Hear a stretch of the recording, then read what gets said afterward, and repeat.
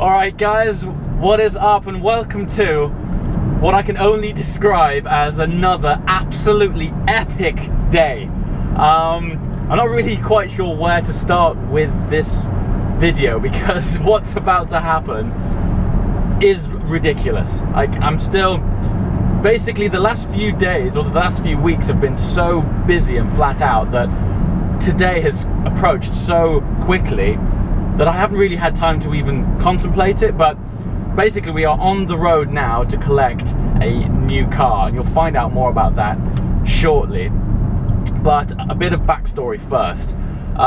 Earlier in 2015, I was really fortunate to be invited out to Bahrain, and I spent quite a lot of time there on track with the Porsche 991 GT3. I'm sure you can see where this is going. And after spending just half an hour with that car, I was absolutely blown away. It is ridiculous. Now, I've never been a huge Porsche fan unless it's been the sort of GT3s, the GT3 RSs. But after driving this 991 GT3, I was sold. It was absolutely mind-blowing. The way this thing sounds when it revs up to 9,000 is insane.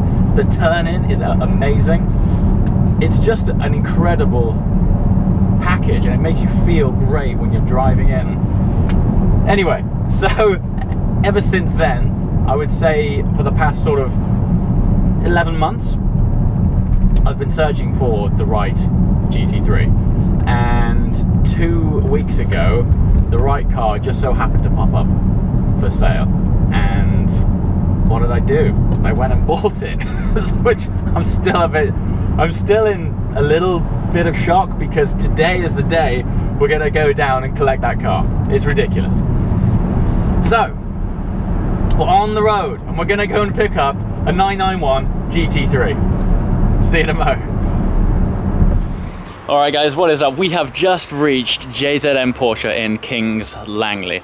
I've just been inside quickly to see the car, and it looks absolutely epic. These guys are so good.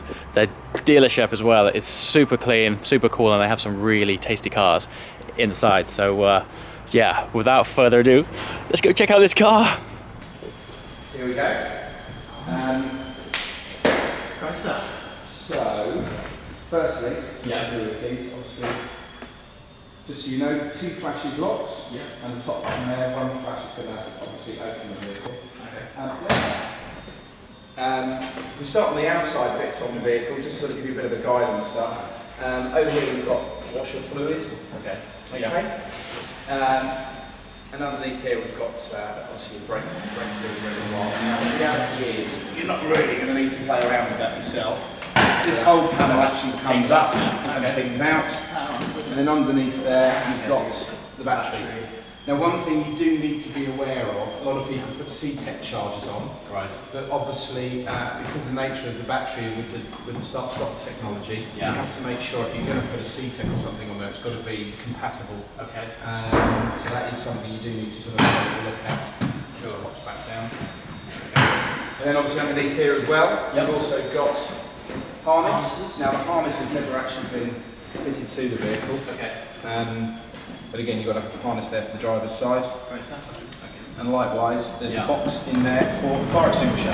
Okay. So obviously being a club sport, it actually came with a factory half cage, carbon folding bucket seats, driver's harness, and fire extinguisher. Brilliant. Which, you know, just a centre tunnel.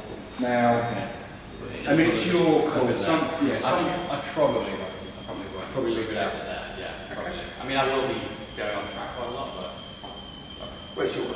But I mean, obviously, it is part of the pattern, isn't it? Well, that's the problem. That's not accidentally upset. Well, on the 917, they used to have it central, but it was more in the way. I think they've learned from that now. Now it actually bolts up to the side of the centre tunnel. Okay. So, yeah, I mean, again, it's an easy fit if you want to pop it in. Okay. The only other items I was just going to mention under here very briefly. You have 2 little compartments out. Obviously, you've got your tow eye, which you're going to filter in through the cap. There's obviously a cap front and rear, and then you've got a little toolkit in here. That just kind of That's it, and then literally just clip that bit back in and it just pops back in. Okay. And then on this side, you have glue. Glue. So the idea is that, so there is no... Yeah, I've been there before. Been there. Well, I mean, I think last time I used that, I actually had a hole that was too big to glue, and it just sprayed out the side. But what you tend to find is if you picked up like a screw in the centre of the tread, fine. If you've ripped a sidewall, forget it. It's like a phone call time. So that's pretty much everything under the front. Nice. Okay. Yeah. Okay. Cool. And then it's weird lifting up like an engine bay and seeing an engine. That's it. You can see a nice sway of the car with the two fans. Cool. Idea being, there is no dipstick, it's obviously it's electronic dipstick. Yeah. So I can show you how to access that via the onboard computer, and then literally you've just got top up for coolant. Other than that, everything's serviced from underneath. There's really, you don't need to worry about anything. Okay. Great stuff. Yeah. Go on. So obviously corresponding to windows. Yes. What you'll also find if you actually pop the key in. Okay.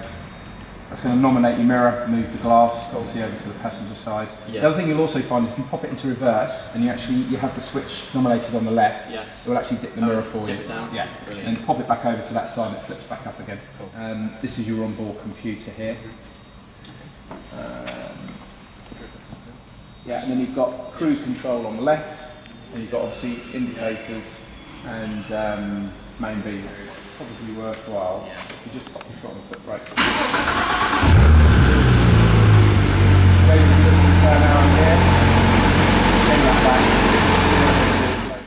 So, switchable sports exhaust, lifting system, PDK, so obviously that's a sports setting, and that's going to remap the gearbox. Cool.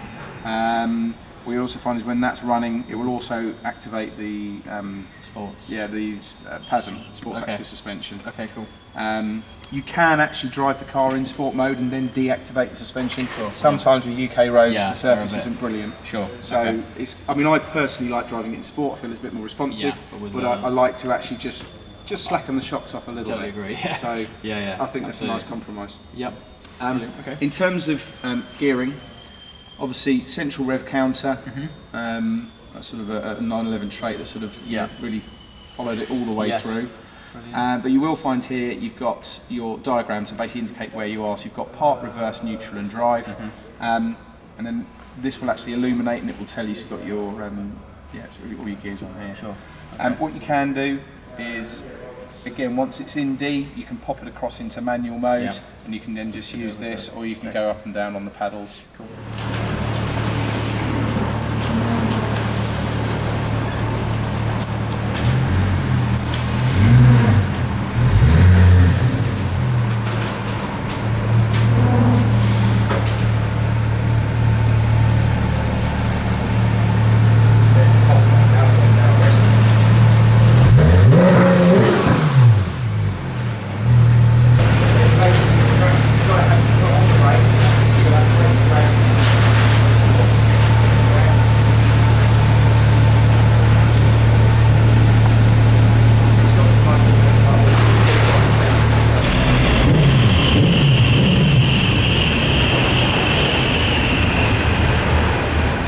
This is the first drive. This is the first turn of the wheel in my new GT3. What the hell is going on? Christ. This is my first sort of serious Porsche that I've owned, and so it's all quite new. So different to a Ferrari. It's so different. Man, this is mad. It's absolutely ridiculous. I still haven't quite taken on board what's going on here. I'm just casually driving home in a GT3. What the hell? Oh god. Right, so time to get into this thing. Let's just see what it's all about. Obviously the first few miles I'm really just going to be learning this car. It's funny, when I jumped into the Speciale for the first time, it still felt like a car that I just knew because I'd owned a 458, you know, previous to that. This is just a totally brand new thing. It's mad.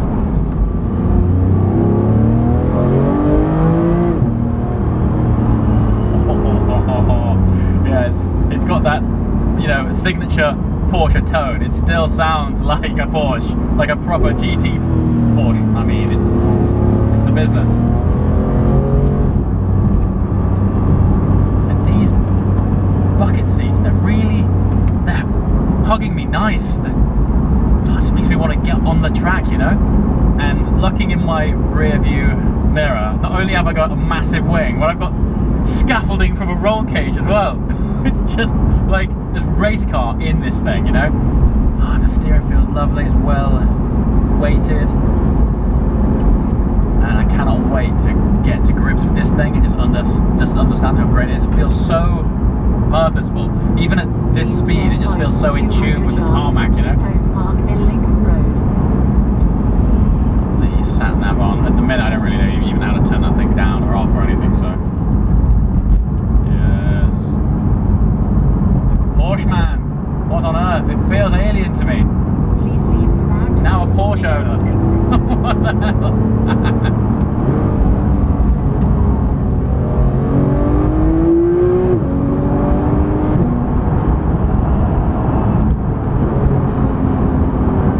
25. All brakes are good. Oh, the brakes are on it. They're like, God. I'm so excited to explore this thing. Honestly, it just feels like a road-going race car. It's stiff, but it's still well dampened that it's not going to like shake out your teeth.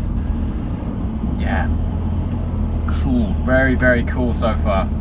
And it has, you know, okay, it doesn't have the old Metzger engine in it, but there's still that sort of idle chunter that you got from the 997. It's not quite as bad, but.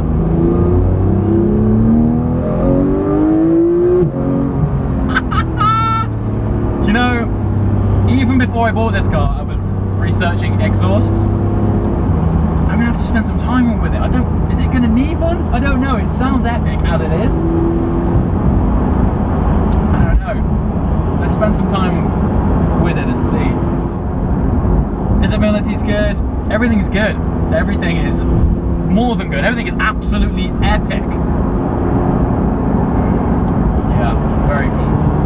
It's going to be interesting driving this back to back with the Speciale. When they launched this car, the only real car they had to compare it to at the time was the Speciale, which is odd because they are in a totally different price bracket. You know, the engine on the Speciale has a lot more power. This is pushing out a conservative 475 brake, whereas the Speciale is 600. I'll tell you what though. This, I reckon 475 is a lie. This feels like it's got some go.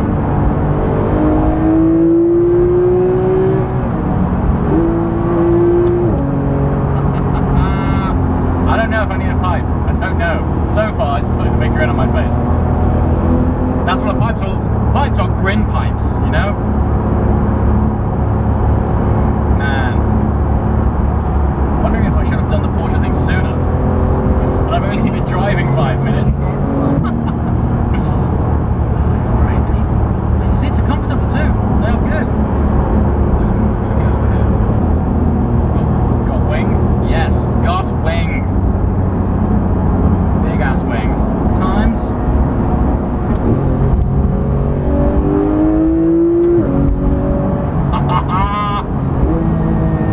Honestly, I'm telling you boys, this thing is epic. I haven't even got into it properly yet. It is absolutely epic.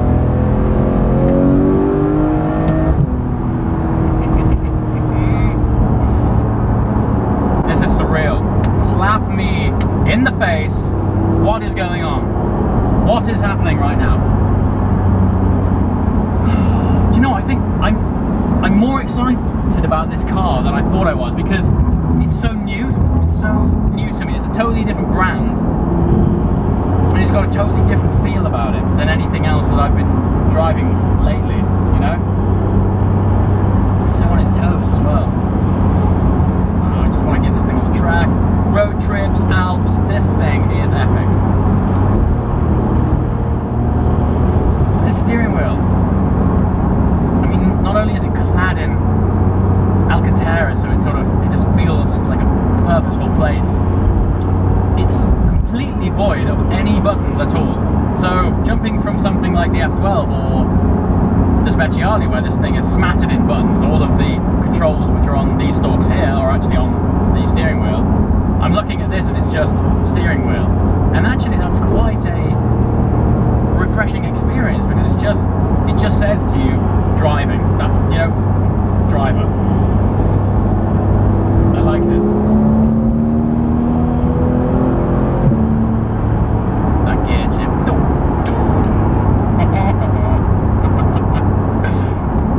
Honestly, guys, you know, we've been driving 10 minutes and I'm already like, yes, about this thing. I'm just so cool. And it looks epic. It looks so good. The colour of the car is in GT silver, and it really sort of helps highlight the high points of the car, exaggerate those low points, all of its scoops and curves, and it just suits this car so well. It's such a great stance. Anyway, be sure to check back in a few days' time for the video on this car, my sort of intro clip on this car, because I think once I've got to grips with it and we can really wring out this engine, it revs to 9. I mean, so far in the video, and it sounded great. I've only taken it to 7. 7! It goes to 9 and it sounded that good already. Yeah, this thing is batshit crazy. Guys, thank you so much for watching this. It's my pleasure to bring you guys along with the experience of collecting these cars. It's certainly not something that happens too often, and yeah, it's just slap yourself in the face moment. So yeah, thanks for watching. Any questions, so by all means, anything you want to know about the GT3, put it in the comments, and by all means, I'm going to try my best to get through them and yeah, add them into upcoming clips. But no, for the time being, I'm just going to indulge myself in driving this car home, getting to grips with it, and just basically whooping and screaming and shouting all the way back. So anyway, guys, thanks very much. See you next time.